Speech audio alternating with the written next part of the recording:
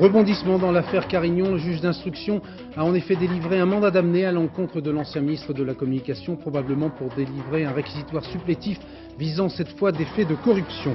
Un rebondissement qui survient le jour même de la réunion organisée par Édouard Balladur à Matignon sur la moralisation de la vie publique. Nous reviendrons sur ces événements avec notre invité François Léotard, le ministre de la Défense, qui a présenté ce matin au Conseil une mise à jour du service militaire. Avec le ministre de la Défense, nous évoquerons également la situation dans le Golfe. Malgré le retrait des forces irakiennes de la frontière koweïtienne, les États-Unis maintiennent la pression militaire et les Français redoutent un dérapage. Nous terminerons ce journal dans la grâce et la beauté en compagnie du mannequin hollandais Karen Mudler à l'occasion des collections de prêt-à-porter pour l'été prochain. Madame, Monsieur, bonsoir. Interpellé en milieu de matinée à Paris sous le coup d'un mandat d'amener délivré par le juge Courroy, Alain Carignon est arrivé en fin d'après-midi au palais de justice de Lyon où il a retrouvé l'un de ses proches, Jean-Louis Dutarret, ex-PDG de la Sofirade. Le juge devrait leur délivrer un réquisitoire supplétif visant des faits de corruption. Valérie Hermite. Interpellé par la police vers 10h ce matin à Paris, Alain Carignon n'est arrivé au palais de justice de Lyon que vers 18h15. Entouré de policiers mais sans menottes, l'ancien ministre de la Communication est depuis dans le bureau du juge Courroy qui a délivré un mandat d'amener à son encontre. Un peu plus tôt, vers 17h, c'était au tour de l'ancien président de la Sofirade, Jean-Louis Dutarret, également interpellé ce matin, d'être amené au palais de justice de Lyon. Comme Alain Carignon, il faisait aussi l'objet d'un mandat d'amener. Leurs avocats respectifs n'ont pas caché leur surprise quant au procédé. Je rappelle qu'il a été entendu ici très complètement par le juge d'instruction. Dès sa première comparution, il a donc répondu spontanément à toutes les questions du juge. Tout était parfaitement clair, donc je suis un peu surpris par ce mandat d'amener. Déjà mis en examen dans l'affaire Dauphiné News, les deux hommes pourraient être confrontés ce soir dans le bureau du juge lyonnais Philippe Courroy. Un juge qui aurait, dit-on, employé la manière forte pour entendre les deux hommes suite à un réquisitoire supplétif délivré par le parquet de Lyon. Alain Carignon et Jean-Louis Dutarret pourraient être ce soir mis en examen pour corruption. L'ancien ministre avait été mis en examen le 25 juillet pour recel et complicité d'abus de biens sociaux, cela dans le dossier du Dauphiné News. Un dossier gigogne où l'on retrouve, en plus d'un bulletin municipal en mal de financement, une mystérieuse société, WIP, à Paris et un appartement parisien. Explication Michel Fine. Le 26 septembre dernier, le juge Courroy a effectué un transport de justice. Il est venu tout spécialement de Lyon pour visiter un appartement du boulevard Saint-Germain à Paris, 280 mètres carrés au 4e étage de cet immeuble. Interrogée, la concierge a répété ce qu'elle avait déjà dit aux policiers. Pendant au moins 5 ans, cet appartement a servi de pied-à-terre parisien et de permanence à Alain Carignon. Lui es de Lomer à Grenoble, il venait une fois par semaine à Paris, donc il venait dormir une nuit, 2 nuits là. Ce qui intrigue le juge, c'est qu'Alain Carignon n'aurait jamais réglé le loyer de cet appartement, 400 000 francs par an environ, au propriétaire, la société WIP, installée au siège du cabinet d'avocats Dutarret. Selon les enquêteurs, WIP serait en fait une société écran. Elle aurait facturé de fausses prestations à plusieurs entreprises du groupe Lyonnaise des Eaux, qui lui auraient versé environ 13 millions de francs. Au bout de plusieurs mois d'enquête, le juge Philippe Courroy a aujourd'hui considérablement étoffé son dossier. Au départ, il enquêtait sur l'affaire Dauphiné News. Cet hebdomadaire, édité à Grenoble par des proches d'Alain Carignon pendant les municipales de 89, avait été racheté par une filiale de la Lyonnaise des Eaux qui avait épongé son passif. Simultanément, la même Lyonnaise des Eaux avait obtenu la gestion du réseau d'eau de la ville de Grenoble. Le 25 juillet dernier, ces faits avaient entraîné la mise en examen d'Alain Carignon pour recel d'abus de biens sociaux. Aujourd'hui, le juge Philippe Courroy établit clairement un lien entre la privatisation du réseau d'eau à Grenoble et les largesses de la Lyonnaise des Eaux. Pour lui, il y a eu contrepartie. Ces faits pourraient être constitutifs du délit de corruption. Benoît Duquesne, pourquoi cette technique spectaculaire du mandat d'amener qui dramatise les choses? Oui, c'est vrai que délivrer un mandat d'amener, c'est bien sûr une mesure grave, sévère, exceptionnelle même pour un ancien ministre, et surtout de mauvaise augure puisqu'elle se termine souvent par la délivrance d'un mandat de dépôt. Alors qu'est-ce qui a pu amener le juge Courroy à prendre cette décision? Si l'on s'en réfère au droit, nous sommes dans le cas de figure où le juge qui enquêtait déjà sur l'affaire Dauphiné News, qui avait déjà mis en examen Alain Carignon pour recel et complicité d'abus de biens sociaux, eh bien découvre au cours de son enquête des éléments éléments graves qui justifient de nouvelles mises en examen, mais cette fois pour corruption. C'est ce qui semble se dessiner ce soir. Or, qui dit corruption dit relation entre des individus. Le juge Courroy ne souhaite sans doute pas que M. Carignon ou M. Dutarret soient en mesure ou tentent de faire pression sur des témoins, ni qu'ils fassent disparaître des preuves de cette corruption éventuelle. C'est ce qui a pu justifier son choix de recourir à un mandat d'amener plutôt qu'à une simple convocation, et c'est ce qui pourrait l'inciter à placer les deux hommes en détention ou à les soumettre à un strict contrôle judiciaire. En tout cas, ce rebondissement politico-judiciaire survient le jour même de la réunion consacrée à Matignon à la moralisation de la vie publique. Le Premier ministre entend consulter les responsables politiques pour examiner avec eux les moyens de renforcer la lutte contre la corruption. Sur place, Jérôme Catala. Tout avait bien commencé. Ministres, présidents de groupe de l'Assemblée nationale ou du Sénat, du RPR, au Parti communiste, tous avaient accepté l'invitation du Premier ministre. Objectif, réfléchir ensemble aux problèmes de corruption et plus généralement à la moralisation de la vie politique. Mais au bout d'une petite heure, les élus socialistes quittaient la réunion pour protester contre la suppression par le gouvernement Balladur de 2 dispositions législatives concernant la transparence de certaines concessions de marchés publics. Il y a des textes. Ces textes, ils ont été votés. Il faut les respecter. S'il faut les améliorer, on les améliorera. Et commençons donc par ne pas les amputer au fil des semaines. Il fallait donner l'exemple qu'on n'était pas aujourd'hui dans une démonstration médiatico-politique provoquée par les affaires, je répète, qui assaillent et entourent le gouvernement. Mais si les socialistes ont préféré s'abstenir, les autres sont restés et ont travaillé sur 4 grands sujets: le contrôle du patrimoine des élus, la transparence des marchés publics, la réduction des dépenses électorales et la déontologie des hauts fonctionnaires. Des pistes de réflexion sans beaucoup de précision ni de délai. La quasi-totalité des membres présents ont estimé qu'il fallait se revoir et que dans le délai de quelques semaines, il y aurait une nouvelle réunion pour faire le point à la fois des travaux engagés par les autres commissions et les travaux du gouvernement. Je crois qu'il est toujours utile de réfléchir aux problèmes qui se posent. Nous ne nous faisions aucune illusion sur la teneur de cette réunion. Au total, cette première réunion n'a pas vraiment permis d'avancer sur des sujets aussi importants que le financement par les entreprises de la vie publique. Mais il faut dire que le contexte, avec notamment l'affaire Carignon, ne s'y prêtait sans doute pas. On verra demain matin si le groupe de travail mis au point par Philippe Séguin à l'Assemblée nationale établit des propositions plus concrètes. À l'Assemblée, les députés poursuivent le débat budgétaire, mais les affaires et surtout le rebondissement ce soir du dossier Carignon provoquent un net sentiment de malaise dans les couloirs du Palais Bourbon. Sur place, Carole Comon. Inquiétude, morosité et même embarras. C'est l'atmosphère des mauvais jours qui régnait cet après-midi à l'Assemblée nationale. Entre l'affaire Carignon et la tenue d'une réunion sur la moralisation de la vie politique à Matignon, tous n'avaient qu'un mot en tête: corruption. Je crois qu'il est bon que le gouvernement et le Parlement montrent qu'ils ne sont pas indifférents à l'attente de l'opinion. Car c'est vrai que nous sommes interpellés régulièrement, ironiquement ou non, par nos électeurs. Ça ne fait pas de bien à personne, aussi bien à la droite qu'à la gauche, en tout cas à la vie démocratique de ce pays en général. Les Français ne veulent pas que les hommes politiques cherchent à se protéger mutuellement. Il y a une justice, elle doit être la même pour tous. Je crois qu'on ne peut plus se contenter de réunions de travail à Matignon, de changement de la loi, etc. Ce qu'attend le peuple français, c'est que les juges fassent leur travail jusqu'au bout et qu'il y ait des sanctions extrêmement fermes. Les députés restent encore divisés sur les mesures à prendre pour mettre fin à la corruption, mais tous semblent avoir pris conscience qu'avec la multiplication des affaires, c'est bien le monde politique dans son ensemble qui pourrait se voir discrédité. François Léotard, bonsoir. Dans un instant, nous parlerons du service national, de la situation du Golfe, mais tout de suite un mot de ces affaires et tout d'abord de l'affaire Carignon. Est-ce que vous êtes choqué par cette technique du mandat d'amener ? Moi, je n'ai pas à juger les éléments de procédure et encore moins de fond du juge. Mais je reste fidèle à une attitude qui est fondée pour ce qui concerne Alain Carignon comme pour d'autres, à la fois sur l'amitié, parce que c'est un homme que j'ai connu et dont je n'ai aucune raison de penser qu'il puisse se déshonorer. Aucune raison, en tout cas je n'ai aucun élément pour le penser, qui est un homme que j'estimais beaucoup, et en même temps sur le droit. Et que jusqu'à présent, et je me battrai toujours, quelle que soit la personne accusée ainsi, jusqu'à présent, je le considère comme innocent. Bien entendu, c'est au juge, et si possible dans la sérénité, de faire ses investigations et de savoir ce qu'on lui reproche, et si ce qui lui est reproché est illégal ou délictueux. Et si c'est le cas, il faut qu'il soit sanctionné. Bien entendu, ce qui a été dit est juste. Il y a dans la démocratie, c'est nos anciens qui nous l'ont appris, une nécessité forte de vertu, c'est-à-dire à la fois de courage et de morale. Et s'il n'y a ni l'un ni l'autre, alors la démocratie s'effiloche. Le Parti républicain, dont vous êtes président d'honneur, est dans le collimateur de la justice. On parle de valises d'argent liquide pour des sommes assez considérables. Gérard Longuet est sous le coup d'une enquête préliminaire et un banquier proche de lui est toujours en garde à vue qui vient d'être prolongée.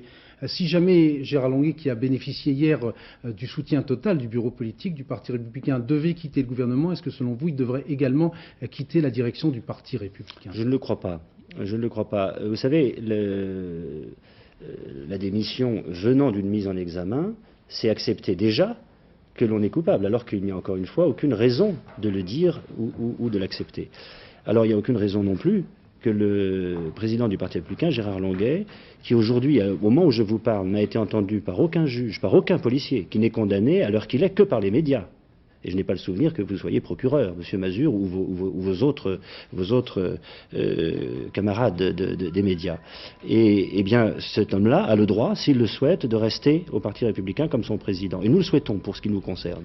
Car nous avons le sentiment aussi qu'il y a une offensive qui est menée contre cette formation politique, et nous avons l'intention de défendre son honneur et son existence. Nous allons parler politique. À 7 mois de l'élection présidentielle, les sondages qui se suivent et qui se ressemblent pour l'instant ont soudain viré au gris pour Édouard Balladur et commencent à se teinter en rose pour Jacques Delors, tout en restant terne pour Jacques Chirac. Avec Jean-Michel Mercurol, analyse du dernier en date, le tableau de bord BVA Paris Match. Cote de popularité en baisse de 2 points pour Édouard Balladur, qui passe de 54 à 52%. En outre, 64% des Français sont mécontents de la façon dont la France est dirigée. Une tendance qui se traduit dans la cote de confiance des membres du gouvernement, baisse de 6 points pour le Premier ministre à 46%, baisse de 4 points pour Pierre Méhaignerie, baisse de 3 points pour Nicolas Sarkozy et François Léotard. En hausse dans la majorité, un seul ministre, Charles Pasqua, qui avec 1 point de mieux se place en tête à 49%. Philippe Séguin et Raymond Barre gagnent 3 points chacun. Ni recul ni progrès pour Jacques Chirac qui se stabilise autour de 37%, tandis que Jacques Delors progresse de 1 point avec 46%, cote de confiance égale à celle d'Édouard Balladur. François Léotard, qu'est-ce qui explique selon vous la baisse apparente de la bonne étoile d'Édouard Balladur, les affaires, le climat social? Je pense qu'il y a tout cela, certainement. Une certaine inquiétude des Français devant cette opacité qui entoure maintenant la vie publique, et c'est fâcheux, c'est très fâcheux. Je crois néanmoins qu'il reste le seul à même de battre le candidat de gauche que sera probablement M. Delors. Et qu'il faut bien comprendre qu'il y a aujourd'hui en cours, à l'œuvre, un phénomène d'intégration à gauche et un phénomène, hélas, je le crains, de désintégration dans la majorité. Et si ça devait se poursuivre, c'est un vrai cri d'alarme que je lance, si ça devait se poursuivre, alors nous pourrions répéter les erreurs de 81 et de 88. Je crois que M. Balladur est certainement celui qui aujourd'hui peut porter très haut les couleurs de la majorité. D'abord parce qu'il a bien travaillé, il a un bon bilan. Ensuite parce qu'il est au-dessus des partis. Et non pas contre, non pas à côté, mais au-dessus. Et que je crois que c'est un élément très important, que si nous revenions à des jeux de partis, comme nous les avons connus en 81, en 88, alors effectivement, il peut y avoir une défaite. Il faut que la majorité sache qu'elle peut être battue aujourd'hui. Pour parler clair et d'un mot, vous demandez le retrait de Jacques Chirac de la course. Je pense d'abord qu'il faut qu'un seul candidat. Il faut qu'il y ait un seul candidat de la majorité. Nous le faisons pour les municipales, nous le faisons pour les législatives, pourquoi ne pas le faire pour les présidentielles? Et que, à mon sens, ce candidat, celui qui incarne aujourd'hui l'unité de la majorité, c'est le Premier ministre, pour toutes sortes de raisons, et notamment pour le fait qu'il n'est pas prisonnier d'un parti politique. Et ça, je crois que c'est très important. Il est loyal vis-à-vis des formations de la majorité, il est responsable de l'union de la majorité, mais il n'est pas prisonnier d'un parti. Et ça, je crois que quand on se destine à cette fonction, il faut être au-dessus des partis politiques. Avec votre casquette de ministre de la Défense, cette fois, vous avez présenté ce matin en Conseil des ministres une mise à jour du service militaire qui accroît la formation professionnelle des jeunes appelés, mais sans toucher au sacro-saint principe de la conscription, ni à la durée du service, actuellement 10 mois. Avant de vous interroger sur ces problèmes, tout de suite des précisions avec Patrice Romden. 10 mois sous les drapeaux, ce n'est pas trop. Par cette formule, François Léotard écarte l'hypothèse d'un service militaire réduit à 6 mois. Mieux, son projet de réforme, dévoilé aujourd'hui, propose un service de 14, 15, voire 16 mois. Mais attention, pas de panique. Ce service long s'adresse aux volontaires qui, après 10 mois, souhaitent rester sous les drapeaux pour y recevoir une formation professionnelle. Autre point, le service civil, policier auxiliaire par exemple, mais aussi aide technique, coopération. Il reste la chasse gardée des diplômés de l'enseignement supérieur. S'inspirant du rapport Marceau, le gouvernement veut corriger cette injustice et rendre ce service civil accessible à tous. Plus de 25 000 jeunes sont concernés. Le rapport Marceau évalue à peu près la ressource annuelle pour les formes civiles à 50 000. Le ministre parle de 26 000, donc il est à la moitié du chemin.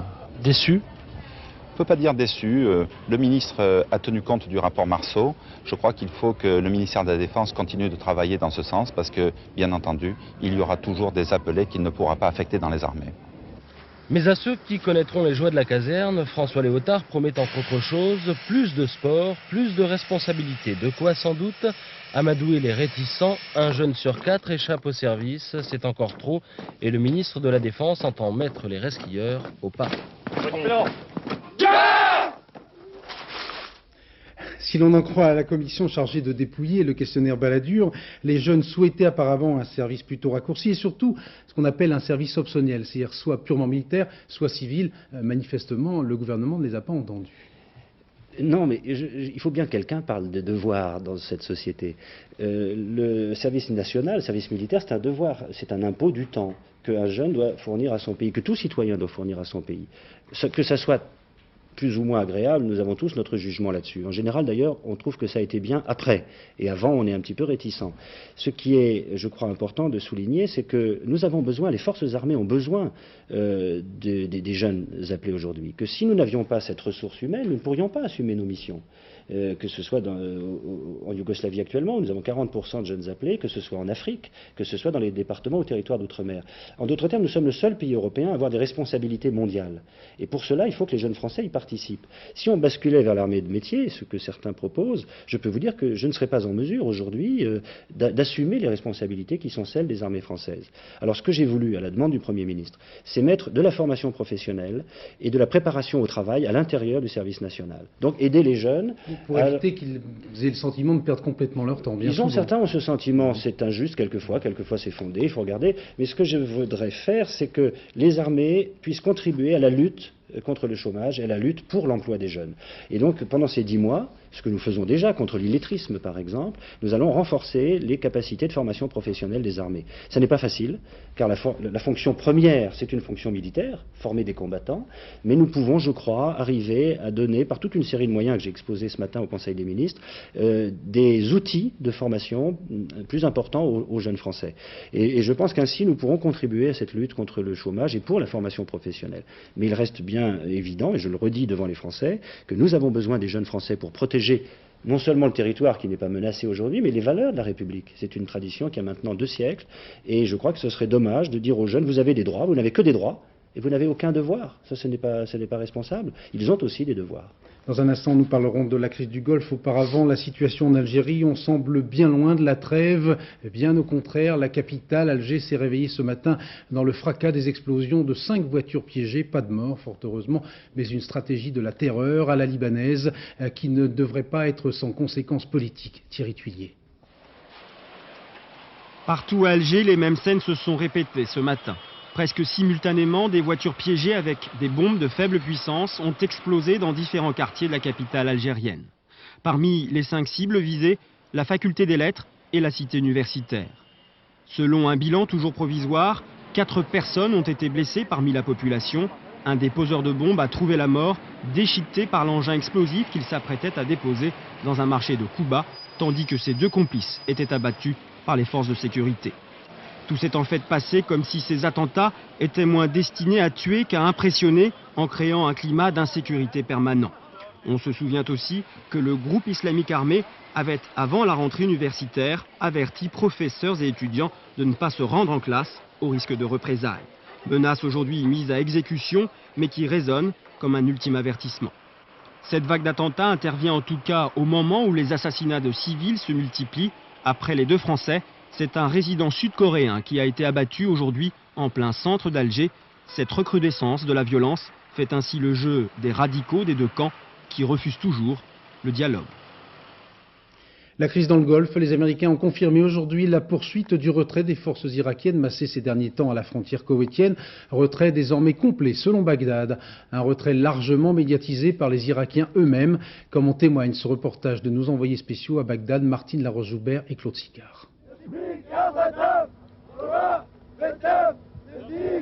Un chant patriotique pour célébrer un retrait. Les troupes irakiennes quittent la frontière avec le Koweït et remontent vers le nord. Version officielle, ils vont poursuivre leurs manœuvres ailleurs. Même les régiments, Bagdad et Abu Rabi, de la garde républicaine, les troupes d'élite, quittent les lieux. C'est leur arrivée sur le terrain qui avait provoqué la semaine dernière la réaction américaine. Un départ qui, d'après les officiels irakiens, n'a rien d'une reculade. Aucune résolution des Nations Unies ne leur interdit des mouvements de troupes sur leur territoire, mais dont ils espèrent sans doute un déblocage de la crise. Mais à Bagdad, les gens du peuple ne se font guère d'illusions. Dans ce café, consacré à Kalsoum, la chanteuse égyptienne, on s'inquiète.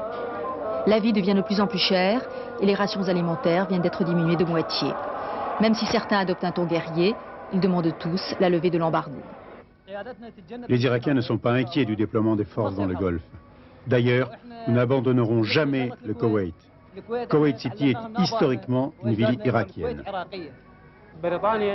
Il faut lever le blocus. Beaucoup de gens et des Nations Unies viennent ici et ils ne font rien.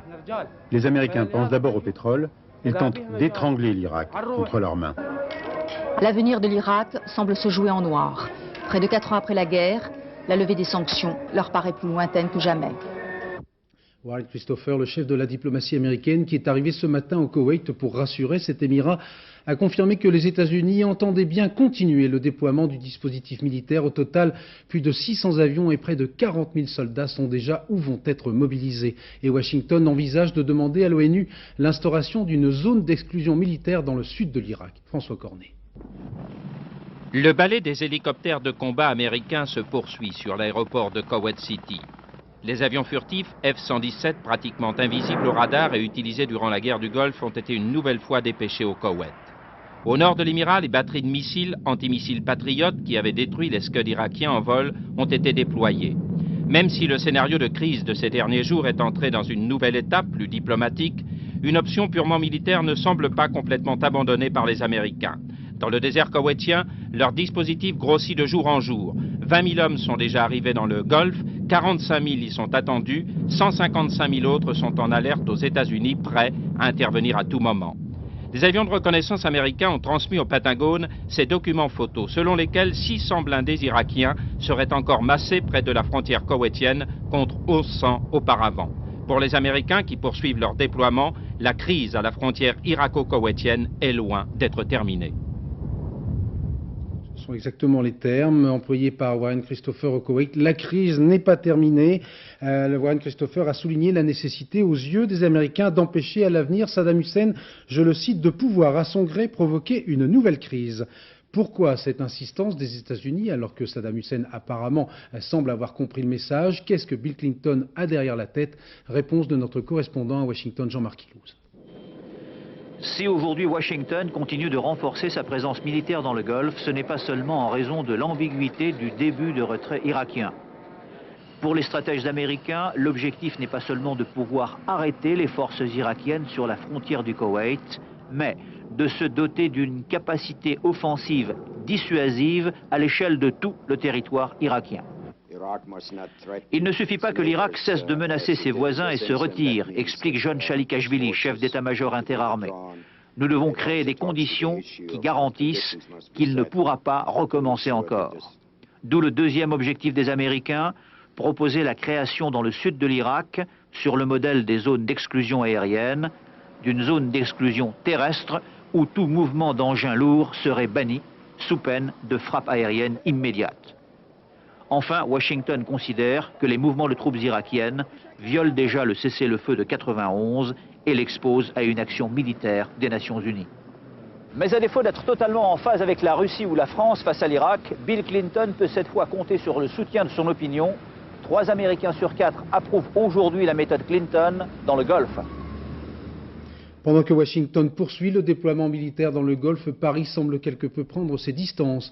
Alain Juppé a indiqué que la France n'est pas favorable à l'élargissement des zones d'exclusion imposées aux Irakiens à la frontière koweïtienne.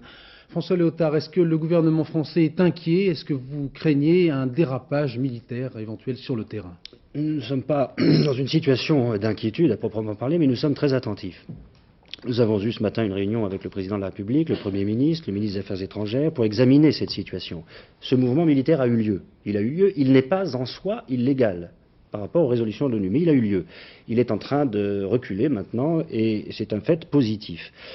Nous regardons les choses, nous sommes en contact permanent avec nos alliés, américains et britanniques, et bien sûr avec les pays concernés, l'Arabie Saoudite notamment et le Koweït. Je voudrais simplement dire à nos amis américains que nous sommes avec eux dans beaucoup de domaines, nous l'avons été en 90-91, et si ça se reproduisait, nous serions à leur côté, mais il faut bien qu'ils comprennent qu'on ne s'appuie que sur ce qui résiste. Et quelquefois, nous n'avons pas exactement la même analyse.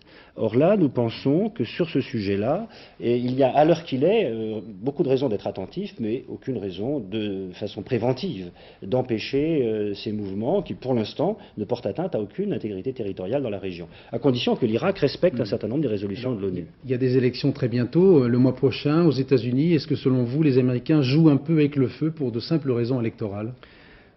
Ça n'est jamais exclu dans une grande démocratie comme la démocratie américaine où les mouvements intérieurs jouent un rôle considérable sur la politique étrangère. Et donc ça n'est pas exclu, bien entendu, qu'il y ait cette échéance qui domine le débat et la crise. Nous ne sommes pas dans cette échéance, nous ne votons pas pour les élections américaines. Nous pensons néanmoins qu'il faut regarder les choses avec beaucoup de lucidité. Nous avons exprimé quelques réserves sur cette idée de la zone d'exclusion qui serait étendue au matériel terrestre, tout simplement parce qu'il faut que ça passe par l'ONU. Ça ne peut pas être une décision américaine. Si ça passe par l'ONU, nous sommes membres permanents du Conseil de sécurité, nous en discuterons. Mais nous ne voulons pas qu'il y ait ainsi une décision arbitraire qui soit imposée ainsi à un État, d'autant plus que nous avions quelques informations, et c'est ce qui rend l'attitude de Saddam Hussein incompréhensible, nous avions quelques informations sur des assouplissements de l'attitude irakienne, notamment dans le domaine des armements, et on voyait bien qu'ils étaient engagés dans un processus plutôt positif. Alors nous sommes étonnés de cette attitude irakienne, et c'est vrai, un peu moins jusqu'au boutiste peut-être que le sont nos partenaires. Mais nous sommes très attentifs et nos amis saoudiens, koweïtis, les amis que nous avons dans le Golfe peuvent compter sur la loyauté française si jamais les événements de 91 se reproduisaient. Merci François Léotard d'avoir été notre invité ce soir. C'est sûrement la crise la plus grave entre Israël et l'OLP depuis la signature des accords de Washington. L'enlèvement d'un soldat israélien par le mouvement intégriste Hamas a suscité une très vive émotion à Jérusalem, où le Premier ministre Yitzhak Rabin a rendu Yasser Arafat personnellement responsable de la vie de ce soldat. Ses ravisseurs menacent de l'exécuter si un certain nombre de militants islamistes emprisonnés n'ont pas été libérés avant vendredi soir. Le point avec notre correspondant à Jérusalem, Charles Anderlin. Le gouvernement israélien doit accepter les exigences du Hamas. Et le militant demande à son prisonnier « Comment t'appelles-tu » ? « Je m'appelle Nachshon Waxman. Les gars du Hamas m'ont enlevé. Ils veulent libérer leurs prisonniers, sinon ils vont me tuer. » Des images parvenues à Jérusalem en fin de matinée et qu'Esther, la mère du soldat, a découvert avec angoisse. Elle a lancé des appels aux ravisseurs pour qu'ils libèrent son fils vivant.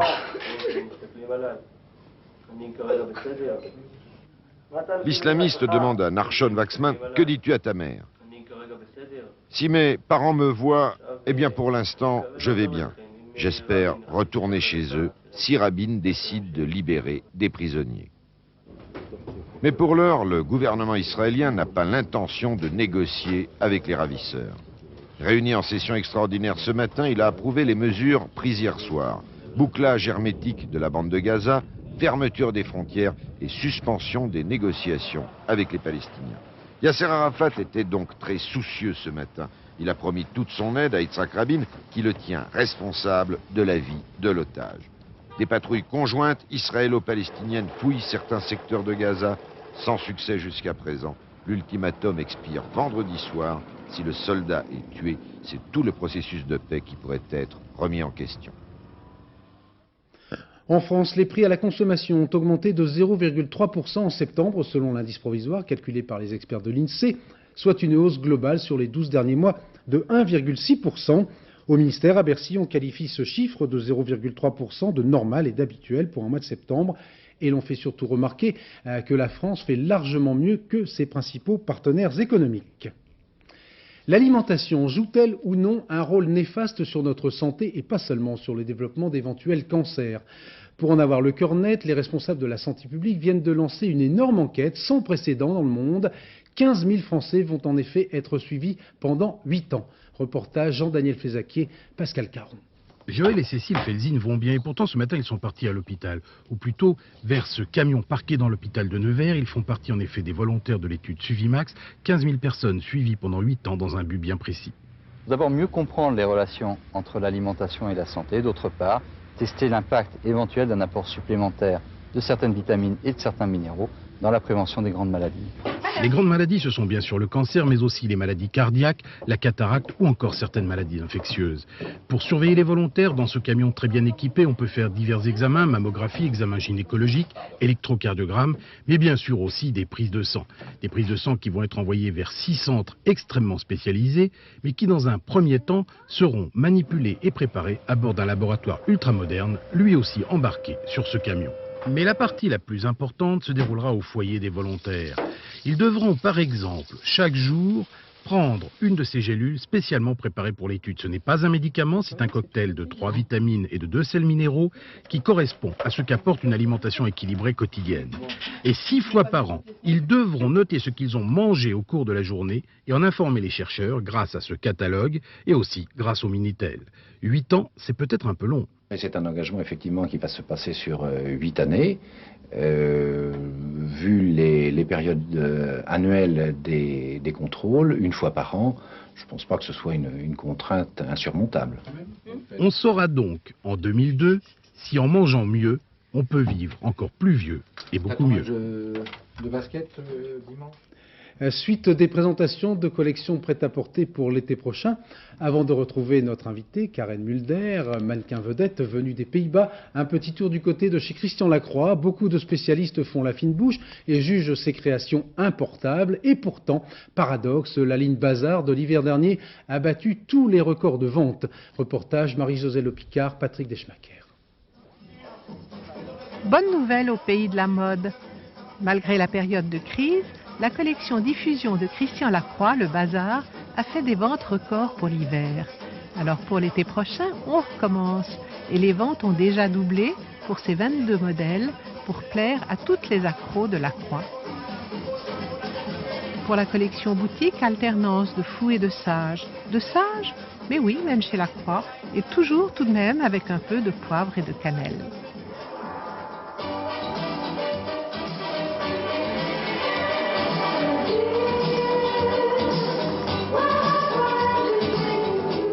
Symphonie en verveine, en vert bonheur, avec des couleurs or, soleil, rouge, rose, turquoise.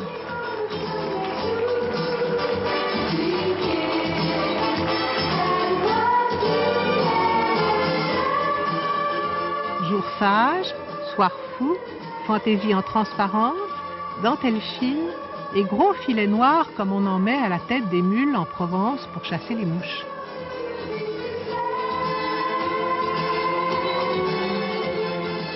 Las Vegas en paillettes,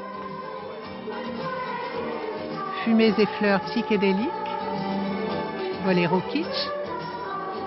Au revoir Christian, la mode c'est fait pour s'amuser.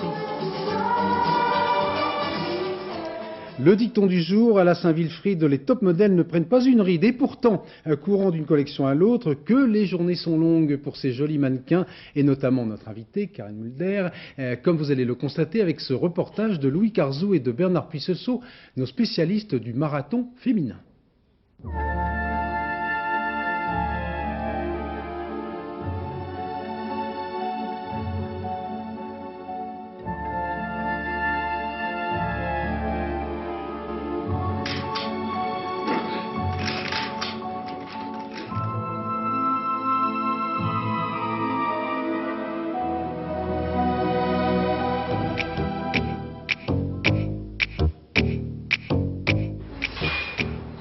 If you feel like patting your feet, pat your feet. If you feel like clapping your hands, clap your hands. And if you feel like taking off your shoes, take off your shoes. We are here to have a ball.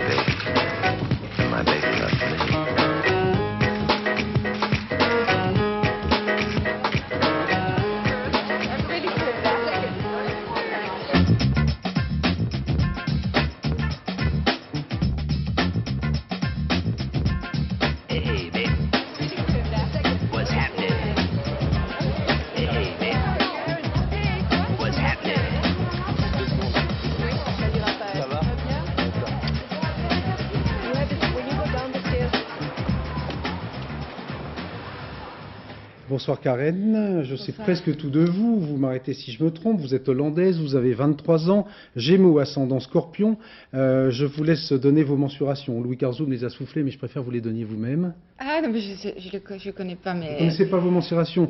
89, 60, 90. 1m78, voilà, vous aurez au moins appris quelque chose ce soir. Vous avez commencé ce métier à 16 ans, donc très jeune. 17 ans. Pour quelle motivation? Pour gagner de l'argent? Parce que vous aimez une certaine forme d'exhibitionnisme? Non, au départ, en fait, j'ai commencé par hasard parce que c'était des amis qui ont envoyé des photos. Parce que moi, j'ai toujours beaucoup aimé la mode, le maquillage, tout ce qui est soins, coiffure. Et puis, j'ai regardé un magazine, j'avais vu un concours, et puis des amis à moi, ils ont envoyé des photos. C'est comme ça, en fait, par accident, j'ai commencé. Pour un modèle, le top, c'est de défiler à Paris? Pardon? Pour un modèle, comme vous, pour un mannequin, la ville la plus haute du podium, c'est Paris ou pas? Je crois que Paris, oui. C'est le plus la ville où il y a le plus de créativité. En fait, tout a commencé là, à Paris. On peut vous demander, sans trahir de secret, quel est votre couturier préféré, pardon, ça c'est une question toujours difficile. En fait, il y a plusieurs couturiers que j'aime bien parce que j'aime beaucoup Karl Lagerfeld, Christian Lacroix qu'on vient de voir, ou des jeunes couturiers comme Hervé Léger. Ils ont tous leur style, c'est tous des choses différentes. Je peux en citer encore plus, mais bon. Dernière question, il paraît que quand vous étiez jeune, il n'y a pas si longtemps, vous vous trouviez laide, trop grande et trop maigre. Maintenant ça va, vous vous plaisez? Oui, ça va. Ça va? Non, je suis contente. Je crois, en fait, presque toutes les mannequins, quand elles sont jeunes, elles sont tous très grandes, très maigres, alors ils passent tous par un stade où ils ne se trouvent pas extrêmement belles. Merci beaucoup Karen, je ne sais pas si vous êtes libre ce soir, mais je vous signale que François Poncelet, lui, a supprimé son dîner, il vous attend. Vers 22h30, Bal et Masque, Mireille Dumas consacre ce soir son magazine à un sujet très grave, la lutte contre la toxicomanie. Vers minuit moins 20, le dernier journal, en compagnie de Catherine Sellac. Demain, Gérard Leclerc, pour les 4 vérités, à 7h50, recevra Michel Sapin, ancien ministre de l'économie, pour parler bien sûr de sa loi contre la corruption. Dans un instant, la météo, signée Sophie Davant, encore du soleil au nord de la Loire. Excellente soirée, à demain 20h, bonsoir.